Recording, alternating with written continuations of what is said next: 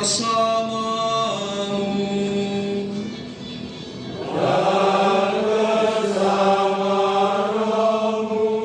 Inilah Injil suci menurut Matius.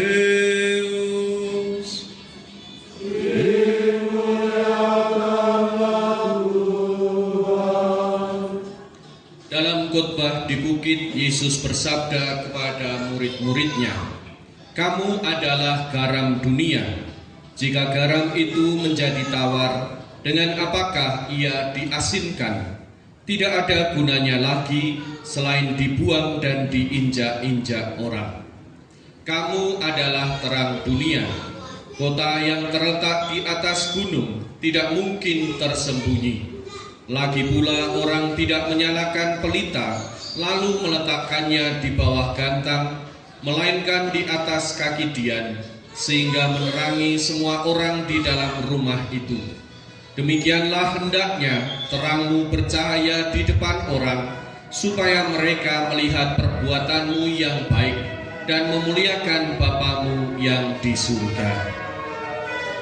Demikianlah sabda Tuhan.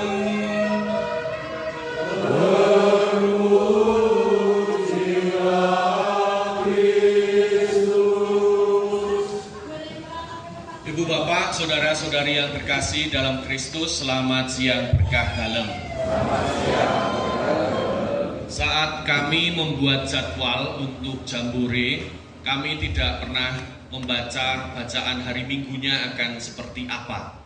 Tetapi ketika kemarin waktu mau persiapan, kemudian saya melihat bacaan yang akan kita dengarkan hari ini, ternyata bacaannya sangat cocok dengan apa yang sedang kita usahakan. Di sana dikatakan dalam bacaan pertama, "Beginilah firman Tuhan Allah, Aku menghendaki supaya engkau membagi-bagikan rotimu kepada orang yang lapar." TRB itu juga salah satunya adalah memastikan orang-orang yang lapar mendapat makanan.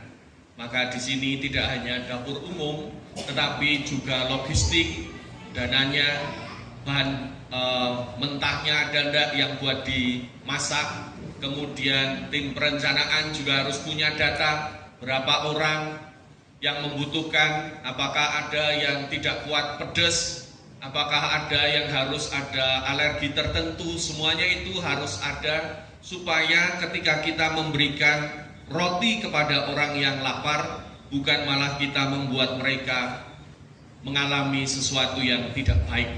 Kita bisa membayangkan misalnya ada orang yang alergi udang, sementara di dapur umum memasaknya udang. Maka yang terjadi, pengungsi akan bukan hanya menderita, tetapi kita juga harus memikirkan bagaimana mereka menerima pengobatan yang lain. Kemudian dan membawa ke rumahmu orang-orang miskin yang tidak punya rumah. Ini juga kita bisa gambarkan orang-orang pengungsi yang karena bencana rumahnya tidak bisa dihuni. Kalau jenengan mau ya dibawa ke rumah jenengan. Tetapi karena itu tidak efektif, maka kita membuat yang namanya pengungsian. Maka klaster pengungsian itu juga menjadi penting. Dan disinilah yang membedakan kita dengan tindakan-tindakan relawan-relawan sosial yang lain. Kalau kemarin saya mengatakan bahwa apa yang kita lakukan adalah panggilan iman. Inilah yang dimaksud dengan panggilan iman.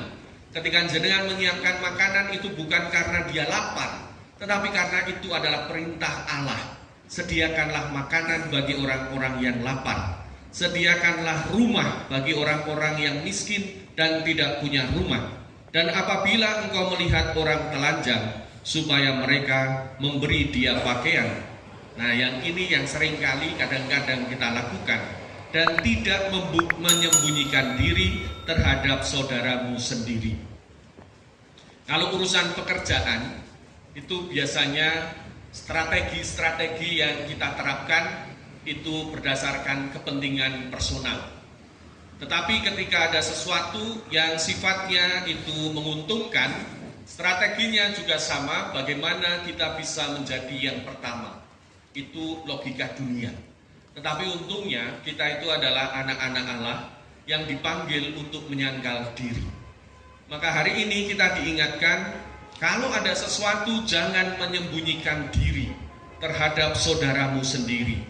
Saudaramu sendiri ini yang dimaksud adalah sesama manusia. Tidak dikatakan terhadap saudaramu Katolik, tidak dikatakan terhadap saudaramu kandung, tetapi dikatakan bahwa semua adalah saudaramu. Karena kita dipanggil untuk mencintai Allah, mencintai saudara kita seperti kita mencintai diri kita. Pada waktu itulah terangmu menjadi merekah laksana fajar dan luka-lukamu akan pulih dengan segera. Apa yang seringkali tidak kita sadari adalah ketika kita menolong orang lain, kita selalu berpikir bahwa orang lain itulah yang menerima manfaat. Tetapi kalau kita mendengarkan bacaan hari ini, ketika kita menolong orang lain, ada bagian tertentu dari hidup kita yang disembuhkan. Mungkin ada yang pernah mengalami ketika menolong orang lain, ada kelegaan di hati, ada perasaan untung saya boleh menolong dia, atau ada perasaan kelegaan bahwa dulu saya tidak bisa menolong si A, tetapi sekarang saya bisa menolong si B dan dia selamat. Ini adalah suatu pengalaman-pengalaman yang sekali lagi lahir dari iman kita. Pada waktu itulah engkau akan memanggil Tuhan dan Ia menjawab. Engkau akan berteriak minta tolong dan Ia akan berkata, ini aku. Ketika kita mau menjadi terang bagi yang lain, maka Tuhan ada di pihak kita. Apapun yang kita minta, Tuhan akan menolong. Ini adalah menurut saya rumusan ketika kita mau bersyukur. Orang-orang yang bersyukur adalah orang-orang yang selalu akan dilimpahi berkat, karena dia mau menyalurkan apa yang dia terima bagi orang lain. Apabila engkau tidak lagi mengenakan kuk kepada sesamamu dan tidak lagi menunjuk-nunjuk orang dengan jari dan memfitnah, apabila engkau menyerahkan kepada orang lapar apa yang kau inginkan sendiri, besok kalau puasa itu jangan berpikir hanya oh saya berpuasa makan 1 kali, tetapi makan 2 kali yang tidak kita ambil itu harus diserahkan kepada orang miskin. Bagaimana caranya? Masukkan dalam kotak APP. Maka kalau kotak APP itu isinya itu harus sesuai apa yang kita sangkal. Kalau misalnya kita makan sehari-hari itu seharga 15.000, sementara kita puasa hanya makan 1 kali, maka ada 2 kali makan yang menjadi hak orang miskin yang harus kita masukkan dalam kotak. Maka memasukkan kotaknya adalah berapa? 30.000. Jangan hanya 2.000, itu mau duit parkir. Nah, duit jajan, parkirnya bayar 2.000, sing dilebokke sing 2.000. Maka itu tidak ada gunanya. Tadi APP itu aksi puasa pembangunan. Puasa sudah kita lakukan, pembangunannya bagaimana? Kita masukkan dana supaya bisa digunakan untuk banyak orang. Maka kalau ada beberapa orang yang meminta di Kevikepan, APP Kevikepan Yogyakarta Timur, uang yang ada di sana itu dari mana? Ya dari jenengan.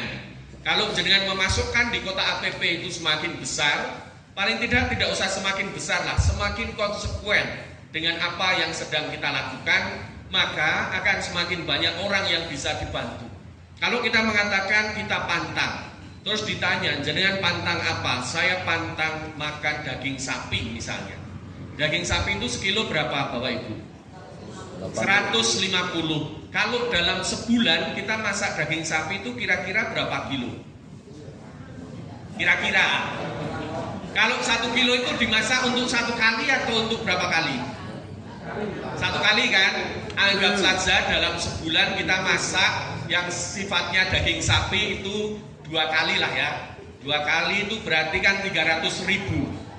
Tetapi nanti ketika kita memandang kotak APP yang ada tulisannya Bapak Ibu Anak itu, kalau kita mau memasukkan 300.000 itu ke sana, itu rasanya ini melebu metu.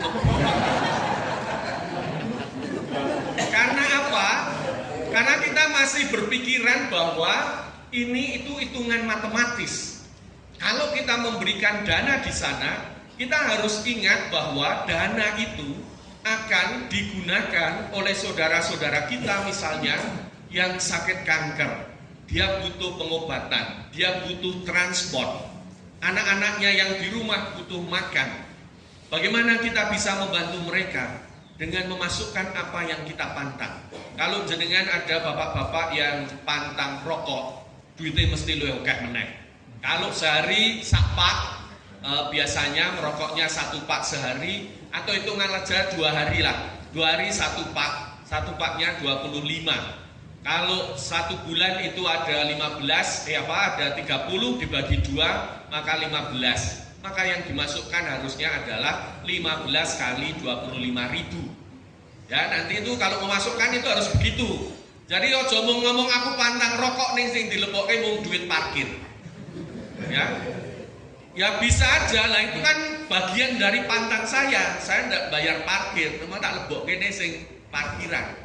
Maka kalau ada asumsi bahwa kotak APP di dalamnya itu harus duit receh, wis salah. Dan ketok iki ling leboke bendino diisi Rp100 krincing-krincing. Ling ngitung susah. Ora cucuk wektune ling ngitung karo jumlahe. Maka kalau jenengan mau memasukkan uang di dana APP, kotak APP, ora perlu isin nek meng leboke sing warnane abang. Entuk. Tapi ora entuk borongan. Terus dihitung, wah pokoknya wingi jare Romo kae mangan daging ping pindho 150 ping 2 300. Begitu arep dikumpulke cedak-cedak minggu paman lebokke wae 300. Lha apa ya pantang iki mung daging. Liyane ora deling-eling. Maka kalau kita mau konsekuen dan kita mau setia, maka ada banyak potensi dana yang bisa kita gunakan untuk penanganan bencana. Dan kita bersyukur untuk tahun ini keuskupan akan membantu Karina dari dana kolekte persembahan Santo Petrus. Jadi untuk tahun ini, semoga tahun berikutnya juga sama. Nanti akan ada 50% dari kolekte bulan Juni kalau tidak salah yang akan disetorkan ke Karina untuk pengembangan TRB dan juga berbagai macam yang akan terjadi. Maka sekali lagi besok kalau supaya mau menjadi terangmu merekah laksana fajar, masukkan uangnya laksana fajar ya. Yang merah-merah, ojo mung sing apa kayak abu-abu. Di dalam bacaan kedua sekali lagi kita juga diingatkan, saudara-saudara, ketika aku datang kepadamu, aku tidak datang dengan kata-kata indah dan hikmat untuk menyampaikan kesaksian Allah.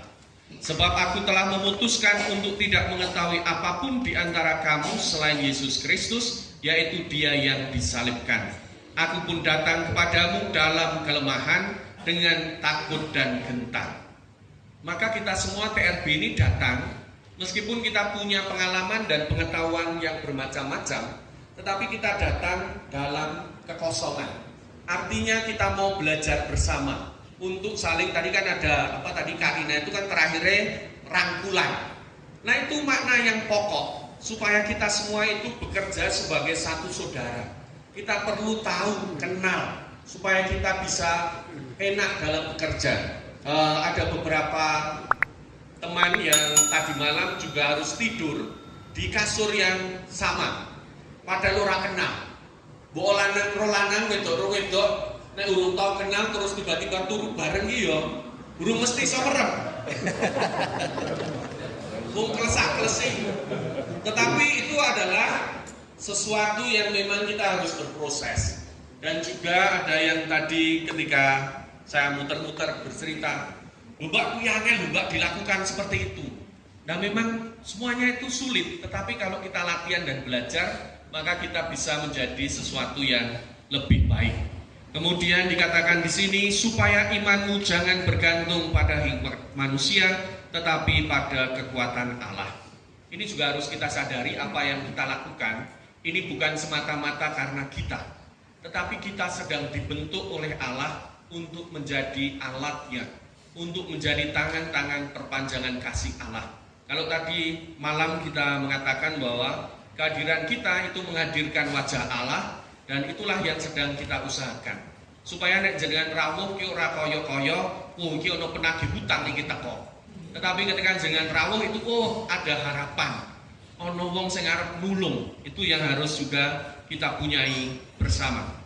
Semangat menjadi terang dan garam seperti yang dikatakan dalam Injil, tentu kita semua sudah paham dan sudah sering mendengar bahwa ketika garam itu tidak menjadi asin, dia sudah tidak bisa lagi diasinkan selain dibuang.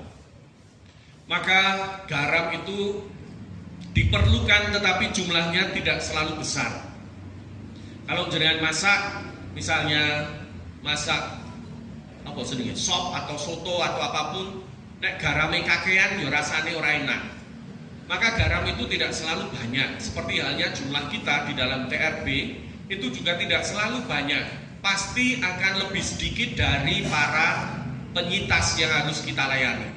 Tetapi justru di situ kalau garamnya ini asine tenanan, kapasitas yang kita miliki itu mumpuni, maka sithik ning iso berdampak.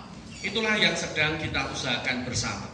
Supaya kita sungguh-sungguh boleh menjadi garam, boleh menjadi terang. Terang termasuk ketika kita harus berdiskusi dan berkomunikasi dengan anggota dewan. Apa to maksudnya kok dadak ono TRB? Ngopo kok dadak tekan jambure kaya pramuka wae? Wis tuwa pramuka usum.